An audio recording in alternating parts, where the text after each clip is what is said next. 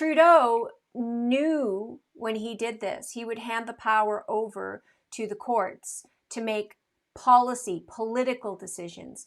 Like, this seems to me to have been deliberately to take away the controversy and to implement these kind of Marxist ideologies, which you've seen Canada just, since 1982.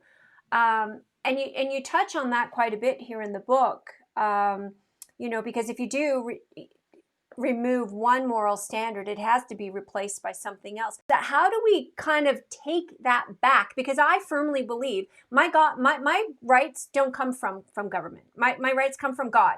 The government's job was to protect those rights, not violate them, not determine what they were, not to, interpret them to their liking. So how do we reverse this trend? How do we take back what is what is already ours? Actually, that's why the government is formed, because we have these rights and we want them protected, and so that's the purpose. So when the government's violating that, it's violating its very purpose.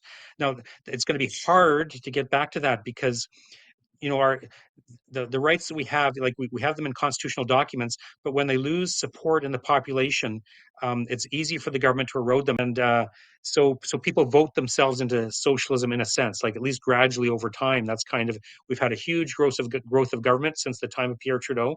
He was a major turning point in Canadian history. And since then, our government has just been getting bigger and bigger, and with more and more programs, and people have been voting for it, not consistently every election necessarily, but in general over a period of time. So the fundamental problem is the grassroots problem of people, not understanding that we're going to lose our freedoms if we keep voting for bigger government ultimately. Yeah. Well, actually, the first thing that comes to mind is actually we need to turn back to God.